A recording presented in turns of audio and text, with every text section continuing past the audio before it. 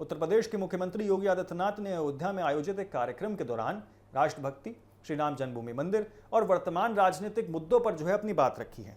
उन्होंने स्वतंत्रता संग्राम और वीरों के और वीरांगनाओं के नमन करते हुए कहा है कि देश के लिए बलिदान देने वाले महापुरुषों के प्रति सम्मान का भाव हर नागरिक के मन में होना चाहिए। मुख्यमंत्री ने कहा है कि आज़ादी की लड़ाई में राष्ट्र नायकों और क्रांतिकारियों ने अपना स्वार्थ देश के लिए समर्पित कर दिया है। उनके त्याग और बलिदान से ही देश को स्वतंत्रता मिली है। उन्होंने कहा कि ऐसे महान लोगों की स्मृतियां हमें राष्ट्र सेवा और देशभक्ति की प्रेरणा देती हैं। सीएम योगी ने प्रधानमंत्री नरेंद्र मोदी के विचारों का उल्लेख करते हुए कहा है कि जिन्होंने देश के लिए अपना सब कुछ न्यौछावर कर दिया, उनके प्रति सम्मान और श्रद्धा का भाव बनाए रखना हम सब की कर्तव्य है। उन्होंने कहा कि यदि हर व्यक्ति अपने क्षेत्र में ईमानदारी और समर्पण के साथ कार्य करे तो सकारात्मक परिणाम आने में अधिक समय नहीं लगेगा। उन्होंने केंद्र और राज्य सरकार की नीतियों का जिक्र करते हुए कहा है कि जनता ने कमल के फूल पर जो विश्वास जताया था, उसका परिणाम आज विकास और विरासत दोनों के रूप में दिखाई दे रहा है। सरकार विकास कार्यों के साथ साथ देश के सांस्कृतिक और धार्मिक विरासत को भी संरक्षित करने का काम कर रही है।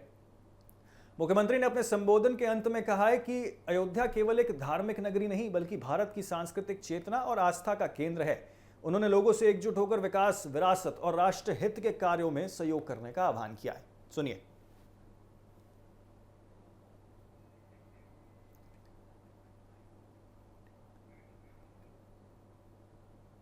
याद करिए 2017 के पहले जब मैं आया, मैंने यहां का उत्साह देखा। कितना उत्साह, कितनी स्फूर्ति, इतनी भीषण गर्मी में भी बाहर टेम्परेचर 45 डिग्री से ऊपर, और तब भी नौजवानों में हौसला है, उत्साह है, क्योंकि अब हम नए भारत के, नए उत्तर प्रदेश के वासी हैं।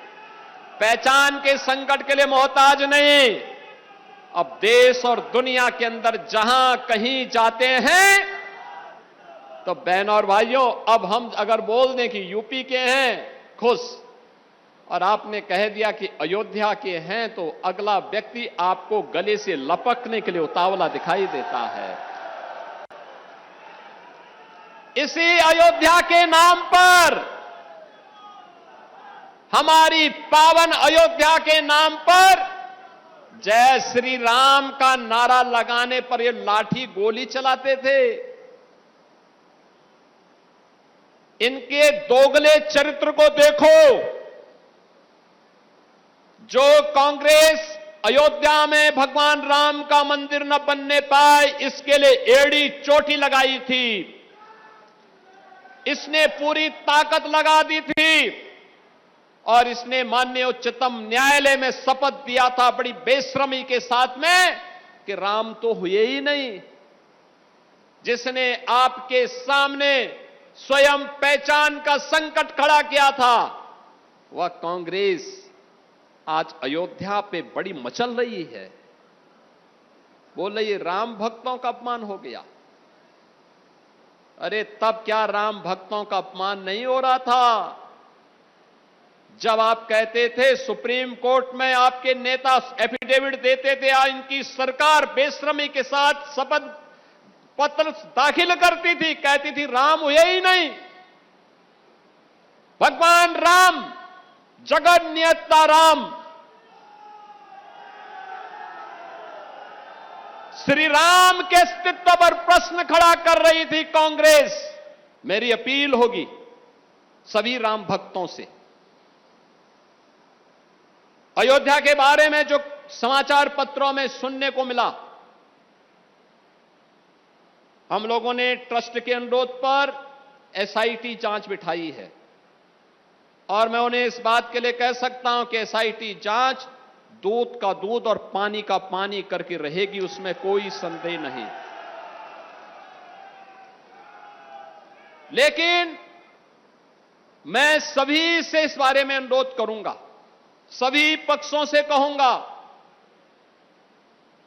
कि कोई भी ऐसी अनर्गल टिप्पणी और बातें न हो जो राम भक्तों की भावनाओं को आहत करती हो, राम भक्तों की भावनाओं को आहत करती हो। अगर किसी के पास कोई डॉक्यूमेंट्री प्रूफ है वे कृपया एसआईटी को उपलब्ध करवा दें। एसआईटी को दे दें, एसआईटी जांच करके देगी। और राम भक्तों से भी मैं कहना चाहूंगा, राम भक्तों से मेरी विनम्र अपील होगी,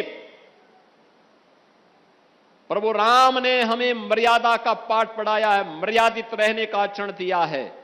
हम उस मर्यादा का पालन करते हुए हमने 500 वर्षों तक, हम लोगों के पूर्वजों ने 500 वर्षों तक प्रभु राम के स्थान को लेने के लिए संघर्ष किया है।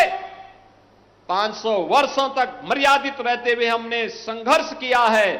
15 दिन और देख लें, इंतजार कर लो, चिंता मत करो।